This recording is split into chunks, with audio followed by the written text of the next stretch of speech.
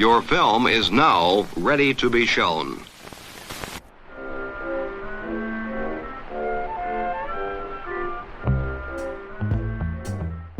Good morning. I'm Justin Hendricks, editor of Tech Policy Press, a nonprofit media venture intended to provoke new ideas, debate, and discussion at the intersection of technology and democracy.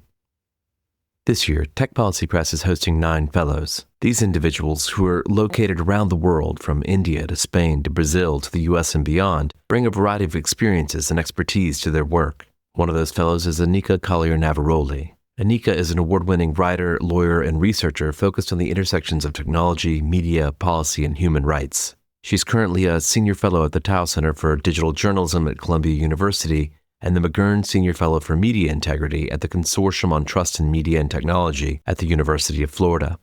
For the past decade, her work has spanned from law firms and think tanks to advocacy organizations and senior policy positions at Twitter and Twitch. She was just named Assistant Professor of Professional Practice at Columbia University in its Graduate School of Journalism. For her fellowship, Anika is conducting a series of discussions like the one you'll hear today that are intended to help us imagine possible futures for tech and tech policy, for democracy, and for society beyond the moment we are in. Here's Anika to introduce her guests and the latest episode in the series, which she's dubbed Through to Thriving. Hey, y'all. Welcome to another episode of our special podcast series, Through to Thriving. I am your host and a Tech Policy Press Fellow, Anika Collier-Navaroli, and I am talking to some brilliant tech policy folks, and we are exploring futures beyond our current moment. Today, I am speaking to some OGs in the world of trust and safety, Alice Hunsberger and Jerrel Peterson. We are going to be talking about balance and resiliency in a notoriously hard industry. Y'all, welcome to the podcast. Thank you for having us. You're great. Of course. Yeah, thank you. Alice, would you mind introducing yourself to our listeners and letting them know how long you've been working in trust and safety? I'm Alice Hunsberger. I have 2 definitions for how long I've been working in trust and safety. So give them both to us. Yeah, as a paid profession since 2010. So 15 years paid. But I actually got started in trust and safety about 5 or 6 years before that, because I created a little internet message board with a few thousand people and very quickly discovered you need policies and governance and enforcement when you get random people on the internet. So I'd been doing trust and safety for a few years before that, but in a sort of volunteer community way, not professionally. Well, thank you so much for joining us, Alice. Jerrel, I'm going to kick it over to you to introduce yourself. Yeah, I'm Jerrel. I've been in this industry for a little over 10 years at this point.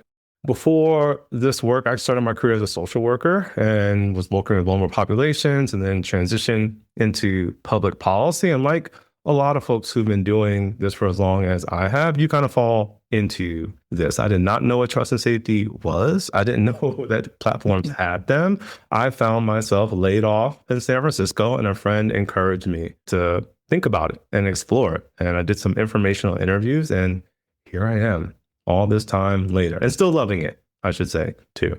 I love that you said you're still loving it, because we're definitely going to get into how we're feeling about the industry back then, what it is now, what it used to be, all of those things.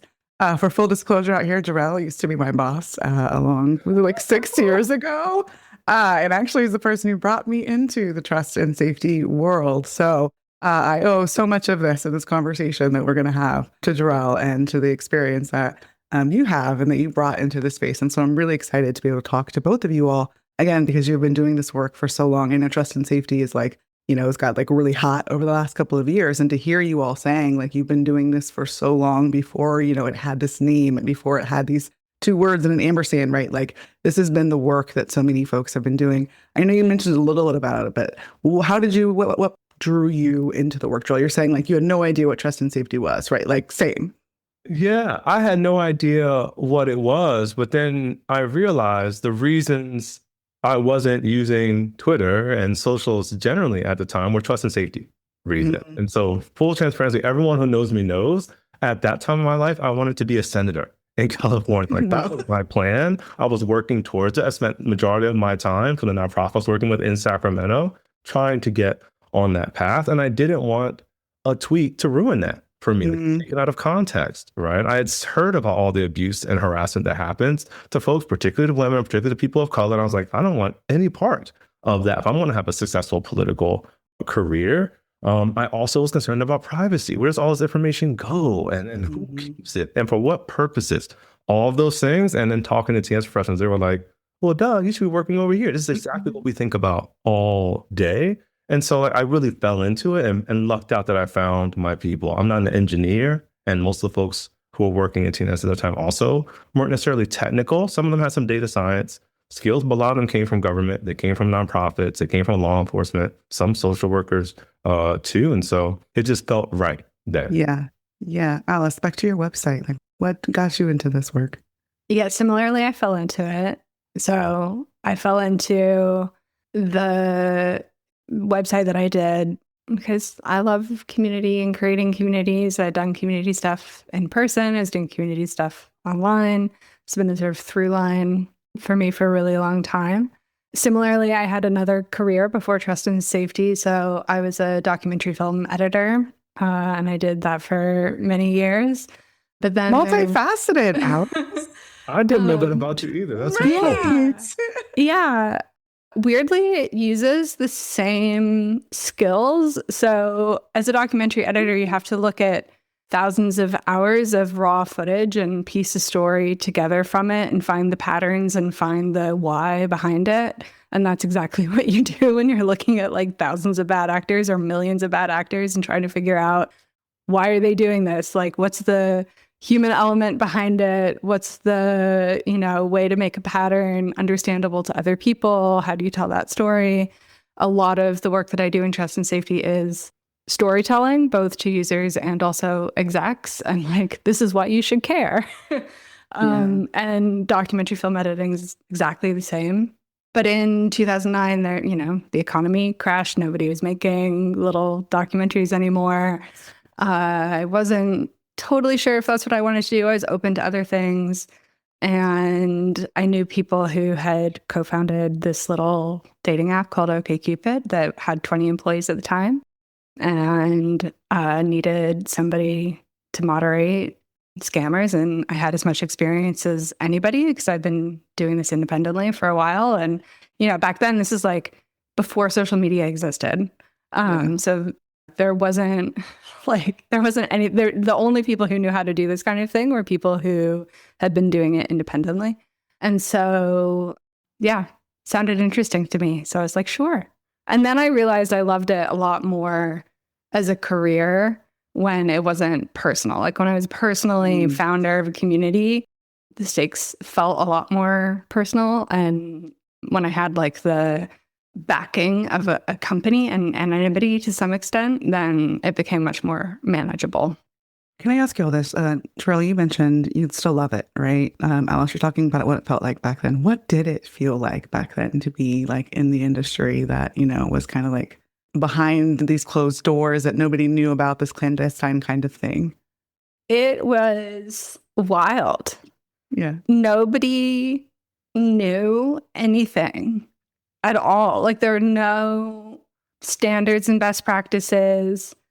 Everybody who I've talked to who did trust and safety back then, it didn't occur to them that there were other people doing trust and safety who they could talk to and bounce ideas off of. So we were all in our own little silos, feeling on our own, trying to figure everything out from scratch again. There's no conferences. There's no shared Slack groups. There's no, way to meet people. So it felt very isolating. And there also, at least for me in those early days, probably because I was at a, startup, I hope that most startups these days actually do have better practices. But, there's just a lot of like ship things quickly and think about safety later, not because anybody didn't care about the users and didn't care about safety. The founders absolutely did. But we just like hadn't learned those lessons yet. Yeah. Hadn't had it drilled into us that there were checks. And so there's a lot of just like reactive scrambling, I think. And you asked whether I still love it. I still love it today. I still love working trust and safety. all these many years later, but I definitely would not want to go back to those days. Like, I'm glad things have evolved since then. Okay. Jerrel, your pause. Yeah, go ahead. Explain that. Definitely evolved since then. It was also kind of exciting too, because I started in trust and safety at a really big platform as well that people used and people talked about and was in the news all the time. And so seeing some of the projects that I got to work on, my first thought would be like, do y'all really want me to work on this? Do y'all care what I have to say about this with this really big platform that means so much to people in the world? And to be honest, I didn't even have an account on that platform. So it didn't really mean that much to me when I started. And so seeing that too, and the intellectual curiosity that I brought to it and the really fun challenges. The thing about trust and safety issues is the rabbit hole is deep. If you just go, you start digging there. And I would find myself down these really deep rabbit holes, feeling like how I felt when I got to college for the first time. When people presented me with ideas, I thought I knew a lot about the world when I was 17, but then you get to college, you're like, it is so much bigger than you thought. And the issues are so much more complex that you could work on. And that's how it felt when I started, but scary. As a social worker, we had the National Association of Social Workers to fall back on, which had ethics that we all had to agree to. We all got the same amount of education. So every social worker you met knows how to coach, right? Knows how to do a little bit of therapy, knows a lot of really basic things. And in TNS, we were learning it as we were going. Or I think a better way to think about it is we were applying research frameworks outside of our industry to our work and hoping that they would stick to in an effort to try to use best practice when there weren't really established norms across the industry at that time. Yeah, I think it's really interesting that you both mentioned the sort of lack of standards and lack of best practices that existed back then. We're talking about, a decade and longer ago. Take us a little bit to present day moment, right? So we have some of those best practices, we have established some of those standards, and we're in a different space. What does it feel like now? You say you both love it, but what does it feel like to be sitting in this space that now just is, in the hot seat? Yeah, I think in a lot of ways it still feels the same. One of the things that I love about trust and safety is it is always changing. Like you said, there's always new rabbit holes to go down and new things to discover. I think especially now with AI, things are changing like crazy. We're having to think about trust and safety, like moderating content for prompts to generate AI content. And then we have to moderate the output from those prompts. And so there's like all new layers of things that we have to be thinking about in terms of trust and safety that we hadn't before. But that makes it fascinating and interesting, and we're still learning as we go. I think there definitely are places where we can meet each other. There's conferences, there's a professional organization. There's all these things that we didn't have before, which means I now have friends in the industry who I can call and be like, this is, this is a problem that I'm thinking about. Like, what are some ways that you've come across this? So that's infinitely helpful, but I don't know that we have all the answers. We barely have education, definitely not standardized education for trust and safety people. We still come from all backgrounds. I think that's the strength of trust and safety, that we all come with different skills and different backgrounds, but it also means there's a lot of translation. If people move from one company to another, or they come into the industry, what people think, what they assume can be very, very, very different things because there's no standardization. That's a good thing and a bad thing. There's pros and cons to it. So I think in a lot of ways, we're in a better place. But I think compared to other professions and other industries, we're probably still closer to those early days of the internet than a lot of other people working in tech or working outside of tech today. I strongly agree. To the point of professionalization, I remember when I first started in trust and safety, Instagram used to host this meetup for folks in Silicon Valley to kind of come and talk primarily about mental health, and not necessarily mental health for practitioners, but mental health as it relates to moderating online content. And it felt like, although it was at Instagram and it had a really nice office, it felt like this like hodgepodge of folks. And then when I look back on it, I'm like, these are some of the big names in trust and safety right now. We all used to meet in a small conference room with little sandwiches and have experts come talk to us about the fact that our users are on a mental health spectrum. And if you're enforcing your policies, not knowing that people have depression, not knowing that people are having manic disorder, like all of those things. And it just felt like, wow, we are on the vanguard by just even having these conversations at this point. And I think, again, in the context of like social work practices, these stand-ups have been existed for a very long time, or journalists too, which I know is where you come from. And it's like, these things have been around for a very, very long time. Us figuring out now is fantastic for the industry, but late in the game. And the other thing I would say about how it feels right now is it's complicated. You know, like I always start my day with gratitude. I'm grateful to have a job. I'm grateful to work on things that are impactful, that mean a lot to me. There are a lot of really strong trust and safety professionals who are out there who do not have a job right now or who are worried about their career. So gratitude first, but there's a lot of polarization among people, and it's not unique to one or two countries. It's everywhere. There's a lot of tension and fear about global economies, about technology, about climate disasters, right? We are seeing one play out in front of us right now, too, where there's a lot of loss of life. There's all kinds of wars. And trust and safety folks have to sit at the center. We can't ignore it because these conversations are happening online in content and in interactions. And so exciting, fun, all of those things. I still love it, but it is still complicated. It has not gotten any easier for us.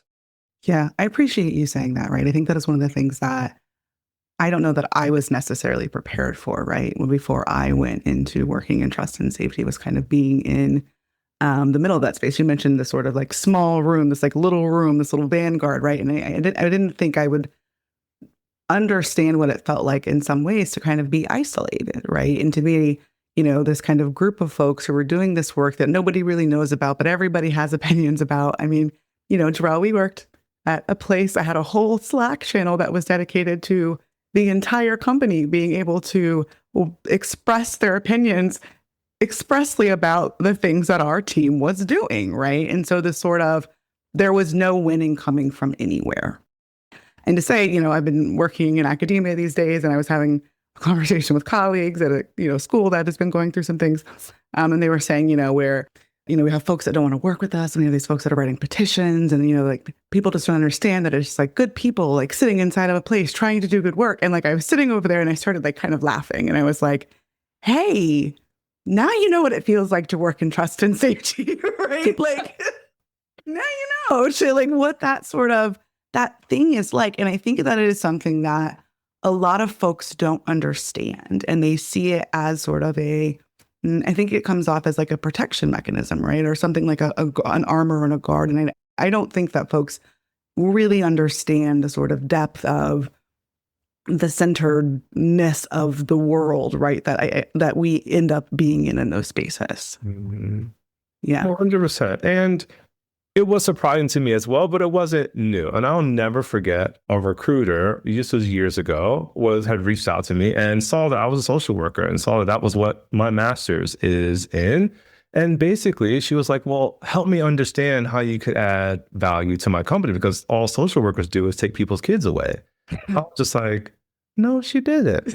Like, she also doesn't have any social workers in her universe, right? It was very obvious too. And social workers do a lot of things in this world beyond that. And so being in TNS and having people not understand your work or why it matters, or not, at least on face value, know anyone who does this, wasn't new for me, but also still, it's a bit unexpected, right? And I think that's one of the things that, when I think about what drains me, that is one of the things that drains me. Still having to help folks, even at companies that have trust and safety teams, know that these teams exist, and we're not just waiting to be activated in the wings. I push back on like all those Avengers stuff. I'm not just waiting somewhere for a catastrophe. We are always writing, we're always researching, we're always thinking in these rabbit holes, always protecting, even when no one knows. We're always that part. It's draining to have to do that PR, I think, as Alice described it.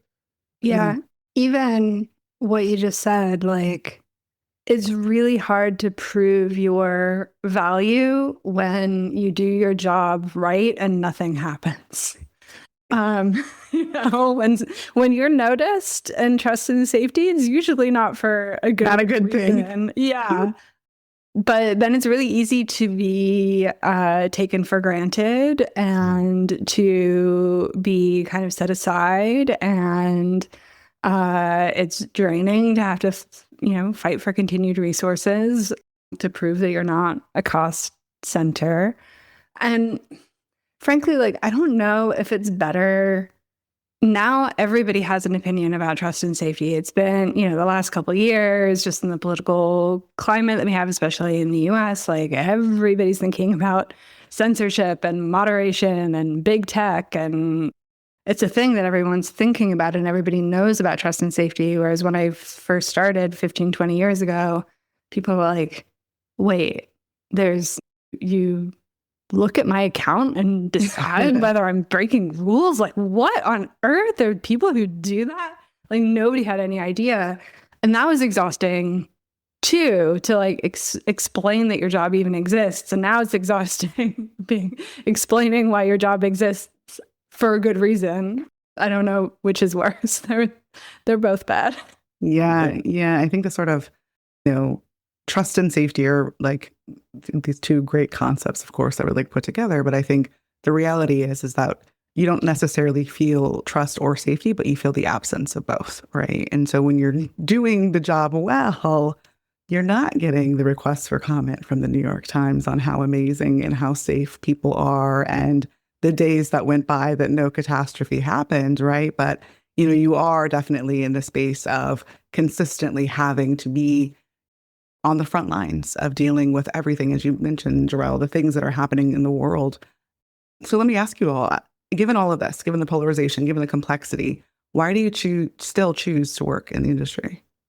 For me, this work is still important. People still live a big part of their lives online and they have to engage with others. And it doesn't feel like it's going to go away. And so there's a lot happening there. And we talked about how complicated this is. We talked about the changes in technology, political landscape, all of those things. It keeps me excited. And a lot of times it's not always healthy. We'll talk about resilience and well-being later, but I'm always like, if not me, then who? And I think as a social worker, I bring a very unique and interesting perspective to how we do this work that is inclusive, that is people-centered, right? Not just people as the end users, but also our partners, people who review content, the people who write the policy, people who enforce it, people who defend it on public policy teams. And I worry sometimes that there is always a risk that or people who think like me could be replaced, right? With folks who care a lot less, who just want to make money in tech. And I think our industry invites lots of really good democracy-oriented people here, but not always as well. And so I'm like, if I left, or I think one of my goals, things I want to leave behind is lots of folks who are thinking and doing this work for the right reasons. And that keeps me excited and keeps me here because I see it happening. Yeah. What about you, Alice? So well said. I agree. I have a lot of very strong opinions and not everybody's implemented them. So I feel like my work isn't done yet. When everyone has perfect policies at every platform, then I can retire. I think too, another thing that keeps me coming back, beyond feeling like I have an impact, feeling like I'm doing a good job, feeling like I do have some kind of natural resilience that many others don't, that enables me to keep doing this work. It's the community, like the people that I get to talk to, the people that I get to work with and collaborate with, conversations like this. It's so like healing and gratifying, and I don't know. I would miss going to a job that has less impact and less because the stakes are so high, we all have to take it so seriously and we all care so much. And that feeling of being in it together, maybe it's like slight trauma bonding, which maybe again is not the most healthy thing. But that feeling sucks you in, it keeps you going. It sure does. That's part of it. Yeah. Jerrel, you said that there's, good work still to be done. And that reminds me of something that one of our old colleagues, Olivia Conti, said, I think, on LinkedIn the other day. She was talking about, Meta had their chatbot that was having their sexual conversations with minors and was saying, I think the Wall Street Journal called it like an extensive lobbying campaign that happened internally, right? And Olivia was saying, like, what that actually is like individual contributors who are working inside of a trust and safety team, who are burning their own social capital, who are working behind the scenes, that are quietly escalating these concerns over and over and over again, right? And the reality that even in this moment when we recognize the sort of rollback that has happened, that power still works. And I hear you, Jerrel, and the like, what happens if those folks aren't there? What if folks like you all aren't there anymore? So speaking of the rollback of policies, we all know this has been happening, right? Trust and safety teams have been pulled back and fired, and so many things are going on. And we have recognized that. I think, I was talking to someone the other day and told them, what did you used to do? And I mentioned I worked at Twitter, wrote the policies, and I said, really, like, well, everything you wrote must have been like gone by now, right? And I'm like, well, yes, like that is, as a matter of fact, that is the place that we are currently in. And they're like, how do you feel about that, right?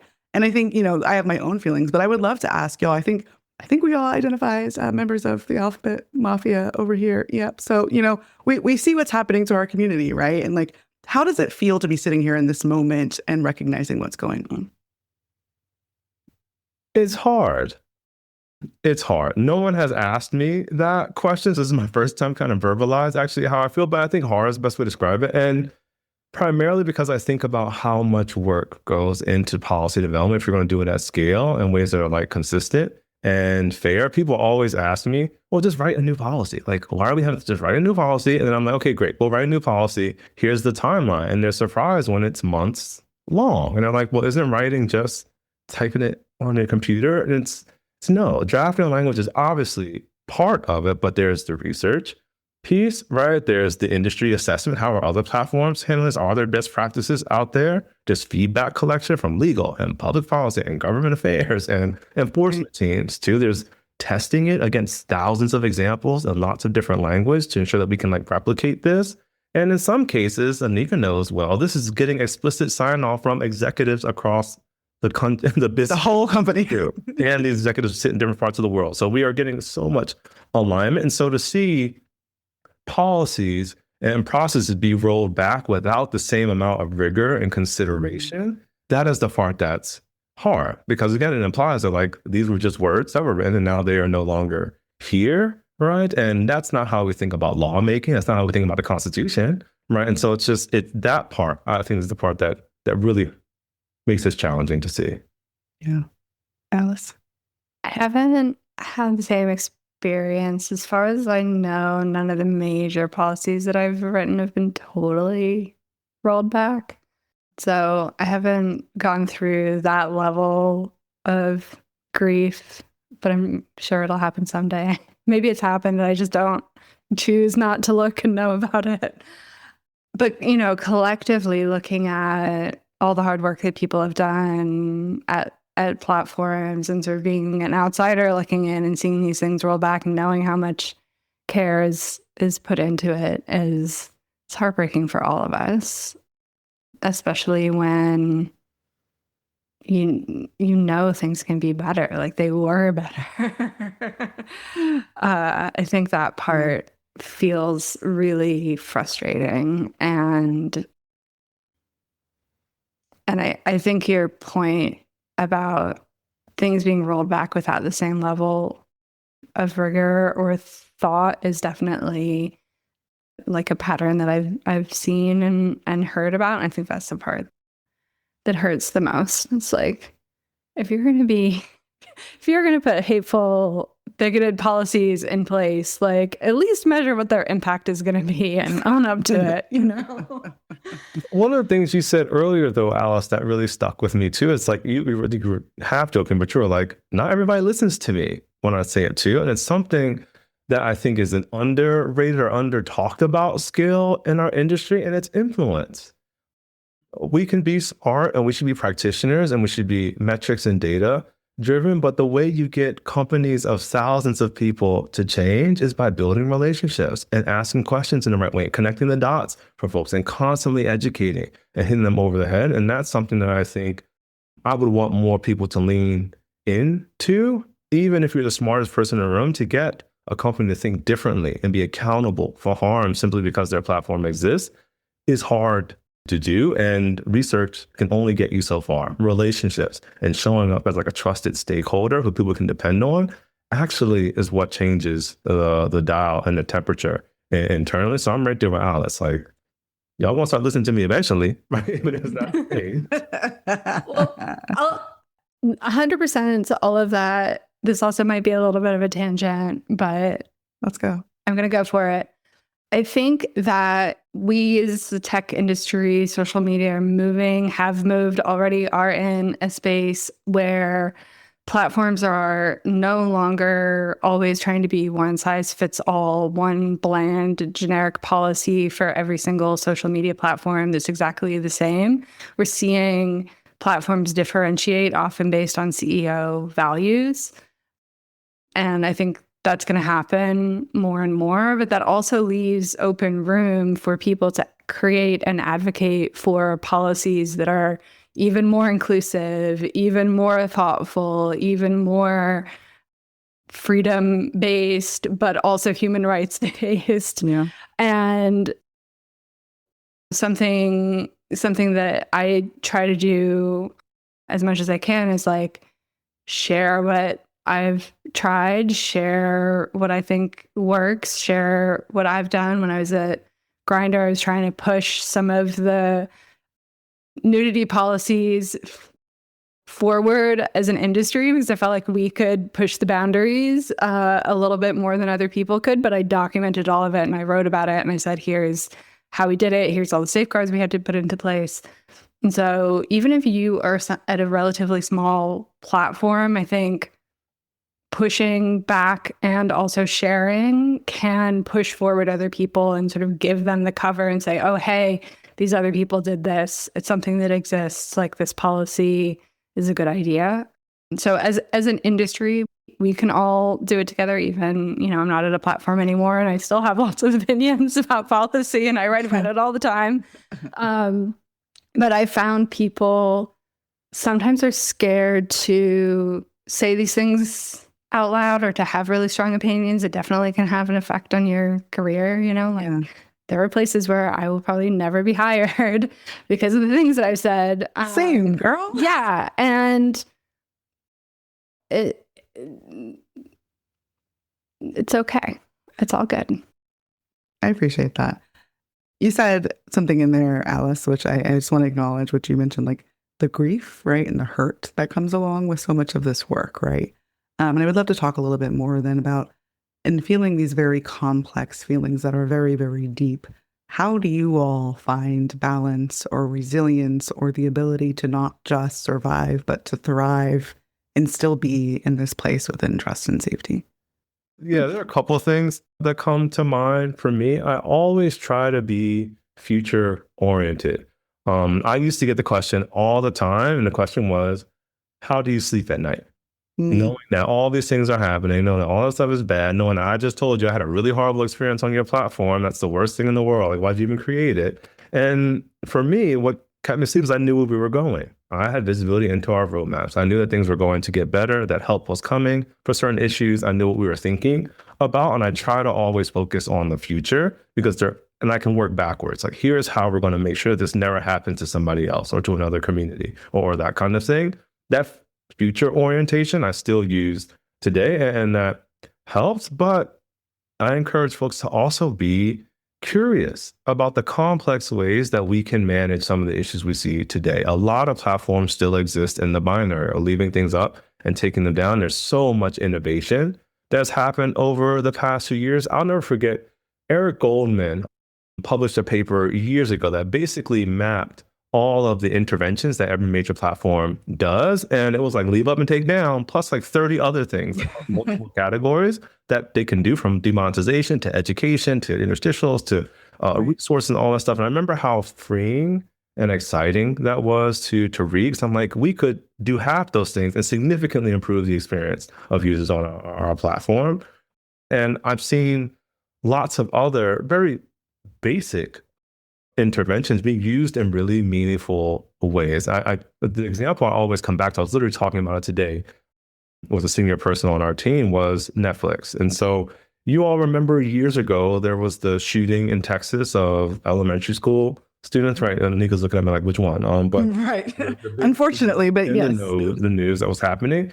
And what was also happening at that time is Netflix was about to premiere Stranger Things too, which was huge. And I watched Stranger Things and we were glued and ready for it to come up so we could stream it. And I'm sure there was a conversation about whether or not they should premiere it, because the first scene started with what seemed like kids being killed in a school. Now, obviously, no one could have predicted that. I'm sure there were questions about, should this be here or not? Are we going to promote it? And what Netflix did was put it interstitial. It's like, hey, this may be sensitive for folks, because it was untimely, because it would be really concerning for people. And that was a choice that said a lot about what the company stands for and what they want to be in the world, but also gave folks a heads up, because this was unfolding in a way that folks couldn't anticipate. And for me, no platform is perfect, but that's an example that encourages me to push people in thinking about, like, for a teenage person, they're always like, I have to take this down, is the first question. And what is my argument for or against, as opposed to what are the other ways that we can show up for communities, or platforms can show up for communities that they care about and invest in, or keep people safe beyond just those difficult conversations, because it's always a high bar, regardless of where you work. Saying that this content shouldn't exist or be accessible in any way is a really, really high bar for platforms. I think they host the world's information or the world's music or the world's content too. Yeah. Alice, did I hear you correctly when you said buy more plants? Is that what you said? I don't know if I ever said that. Oh, okay. I'm sorry. What did you do? I'm sorry. Maybe I'm like, maybe that's me over here just like projecting onto you. I mean, I do. I love gardening and cooking. Those are like my two de-stressing things, to do something with the senses and my physical body. I go for long walks in the woods. I live in the middle of the woods. I don't live in a city. Having that balance in my life, where when I'm done with work, I'm done with technology, is really, really helpful. Especially because I self-sabotage, because my main hobby is trust and safety, and my job is also trust and safety. So I do all kinds of trust and safety stuff, like outside of my 9 to 5. So I really need to unplug when I'm done. I love what you said about being forward thinking. I think remembering the impact that I've had and the things that I've changed for the better is so helpful when I'm feeling hopeless about the state of things. And then, I've also tried to have variety in the work that I do and the kinds of things that I do the last couple of years. I was at dating apps for 13 years, and I was like, I need to do something different and just scratch a different itch. And that's been really, really helpful. For me, being on the service provider side of things comes with its own set of stresses, but I work for a trust and safety company. We do not have to justify why trust and safety is important. We exist for trust and safety. Like, the CEO loves trust and safety. Like, that is what we do all day. I don't have to justify my existence at all. And that is actually a huge mental burden that has been lifted. So just being intentional that, that's what I needed at this time in my life, in my career, was to not justify my existence. That's been really helpful as well.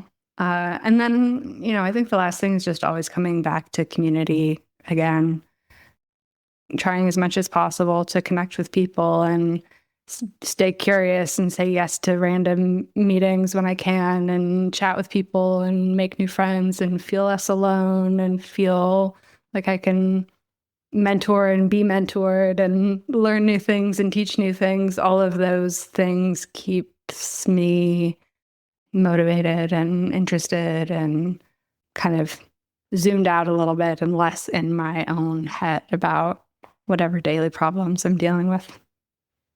I appreciate you. One plus one, the community. Yeah. I appreciate y'all sharing that. I think the remembering the impact that you've had, right, is something that really resonated with me. I think I worked in academia and industry and civil society and, been around. And I consistently look back on the work that I did in trust and safety as some of the most impactful that I was ever able to do. Just being able to directly have my hands on the work. I have a couple more questions that I want to ask you all. One, just saying, having worked in all of these various places and working in tech policy, how do trust and safety folks, how do folks within industry work better with folks who are within academia, with folks who are in civil society, with folks who are coming from nonprofits, right? How do we work better together? Since I recognize that so many of us have the same goals, right, and are working towards the same ends and don't necessarily end up working that well together historically. Yeah, such a good one. I had a conversation with Jenny Olson from GLAD about this. She and I collaborate a lot on She's things. great. We've become, Shout out to Jenny. Yes. Yeah. Shout out. Love you, Jenny. But she always jokes that her job is to yell at people at platforms, but in a nice way. And I think there's a lot of people who feel like that's their job. But I'll say somebody who is at a platform doesn't feel good to be yelled at. Nope. Especially if you are somebody who deeply cares and is trying to do their best and trying to use, you were talking about earlier, the scrap of influence that they have, the scrap of power. They're using it all up to advance your ideas. And then to be told, the company you work for is evil and you guys don't care. It's well, there's always people who care. There's always people who are trying. And so, I think my biggest advice is to remember the company as a whole, capital letters, the company is not the individuals who work there, and that back channel conversations and just meeting each other as humans are things that actually can often drive change in a way that the official meetings can't. And that goes both ways. If you're a trust and safety person and you're working on a policy, reach out and ask people's advice and be clear about what you personally can and cannot promise and can or can't deliver. But there's tons of people out there who are just desperate to have some hand in helping platforms be better. And so take advantage of that as well. Yeah, as someone who has been yelled at a lot by industry groups, by journalists, by government actors, all kinds of folks, I think taking yourself out of it and realizing that there might be something there. And when you work within a company, it's oh, they ran a campaign against us, they're horrible. And it's there actually might be something there for us to unpack. And this is the tool that they have, right? And we can't, and a lot of our rights that we exist today were because people use those tools to bring awareness and then bring change and put accountability on institutions, right? Too. So that's their tool. And so I always, again, go back with curiosity. If they're making such a big fuss about it, what is that kernel of truth that we're not meeting an expectation or a standard, et cetera? And we can sit with that for a bit. And in most cases, actually something to be done too, because of the scale we work with, then we miss a lot. And so I think that comfortability, but I also, to your question, Nick, I think we have to be intentional about this. I've been to a lot of meetups in the Bay Area, abroad, and definitely in New York, where these folks come together and we're really good at identifying challenges in those venues. And we all agree around the challenges. What we don't usually agree is what to do around them. And I like the hackathon approaches to this work. I saw that Wikimedia just did something at the UN where basically they had all these folks in the room and were we're going to update these thousands of pages to make sure there's accurate information about really important topics there too.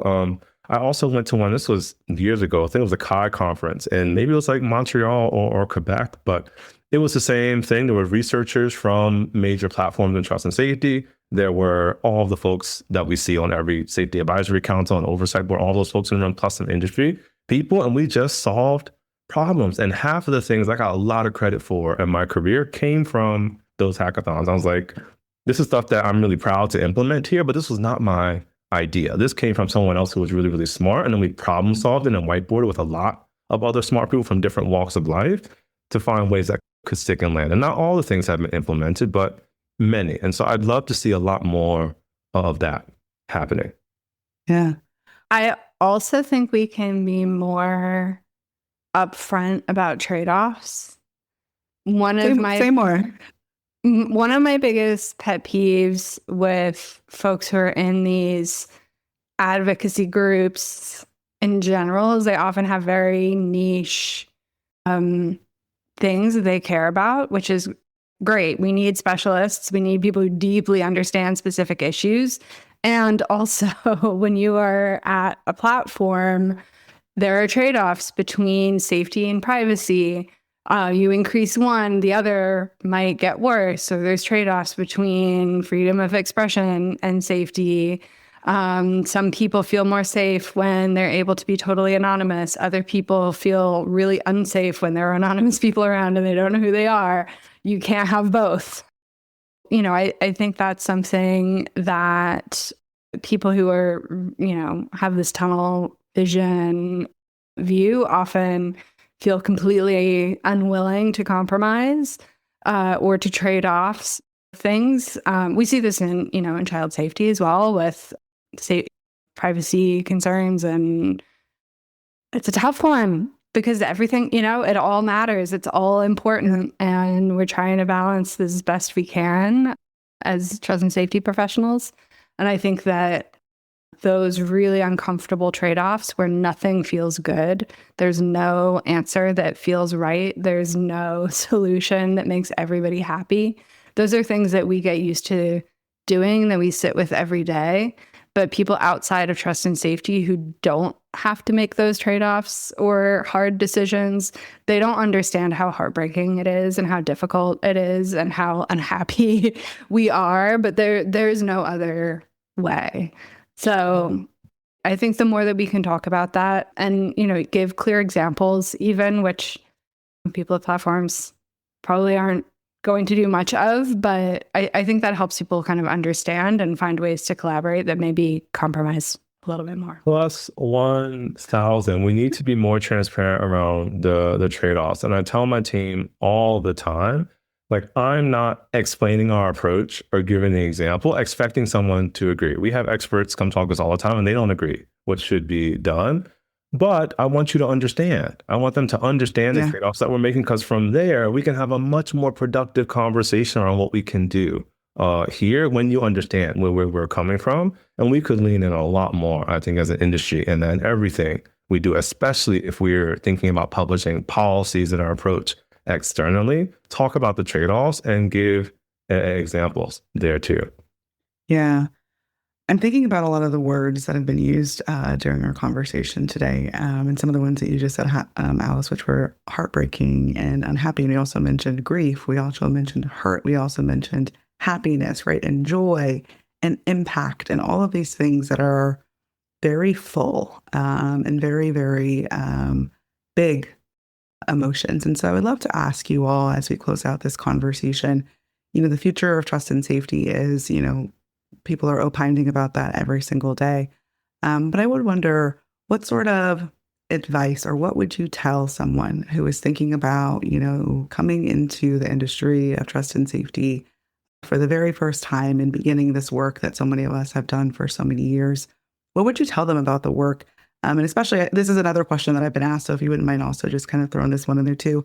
Is it possible to do this work without essentially becoming personally and mentally impacted? What do you think, Alice? It's impossible to do the work and not be impacted. There's no way. You will be. You absolutely will be. This work is rewarding and amazing and also heartbreaking and traumatizing. It's all of these things at once.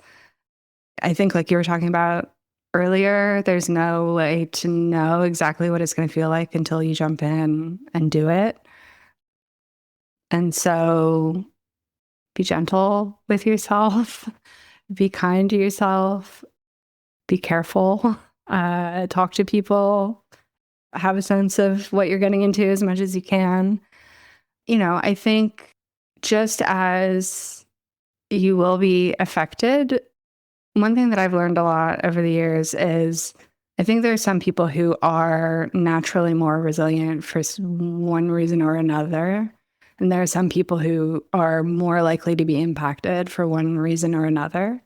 And, corporate wellness programs are all well and good, but they're not going to fix somebody and suddenly turn them into like a trust and safety superhero if they fundamentally are incompatible with this kind of work. And, similarly, there's people like myself, I've been doing this for 20 years. By and large, I'm fine. It's not because I have like the one magic trick that everybody needs to know, or that there's the one magic wellness program, like, I don't know, 5 minutes of meditation a day and my problems are solved. Like, I can't explain why I am generally okay. And so, I think just don't blame yourself personally if it feels like too much for you and you have to take a step back. It's not your own failing. There are other people who will care and will do a good job, and it's okay to step back and take a break. And similarly, if you're naturally pretty resilient and you're doing okay, like, look out for the other people. Like, ask people if they're okay. Take on some more burden if you can. Like, just check in on folks. So yeah, I don't know that that's like satisfying advice, but I don't think there's I've never heard any advice in this area that actually feels practical or helpful for every single person listening. Like, it's so personal. It's so deeply individual. It is. It's really personal. And I think I want to underscore the points around like being supports for each other, but also if you're a people manager, creating psychological safety on the team too, that people can be wrong and being wrong is fine and disagreeing is fine when there's no right answer. Like Alice said too, that is not, you didn't fail because you don't know what to do right now. If it was easy, someone else would have figured it out a long time ago. We wouldn't be talking about it as a team, especially when it comes to my level. Like, I wouldn't be talking about it if it was straightforward. Someone else would have solved it. And so making sure it's okay that people can be wrong or unsure, because that is the nature of the question that's being asked. But then also something I always do is we let people retreat without any kind of fear for retaliation. So Anika knows there were some content things that would come in that I just told the team, I don't like to deal. Same. And I won't do that. And it's not a question. It's like, oh, that came in. I may not be on escalations week, but I'll pick it up because I know Jerrel has an issue with that thing. And sometimes that's my entire week, right? Sometimes it's just a day, but building processes, people to be safe and be okay and have what they need, I think is important in addition to all the things that the companies do from a wellness perspective in terms of benefits and that kind of thing. The last thing I'll say is folks should be really focused on their why too, because this is thankless work. People don't know you exist. We talked about that, right? They don't know how to solve your problem, but they have lots of opinions about it too. Knowing what your why is and what keeps you here is important. And I think that can also sustain folks too. Don't just do it just because too. And we need professionals who are practitioners for the long run, not just today. Yeah.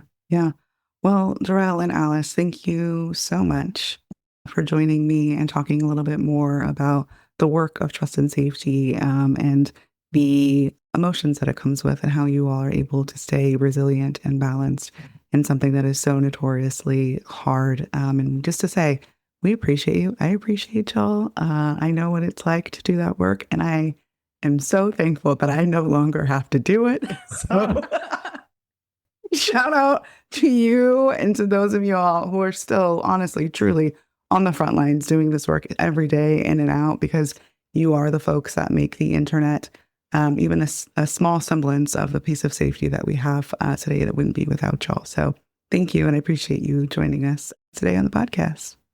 Thank you for having me. Yeah.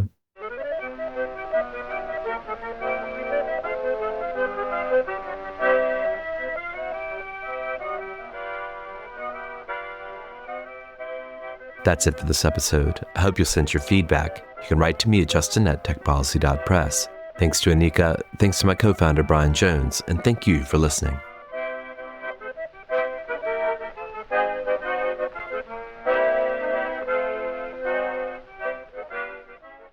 Tech Policy Press.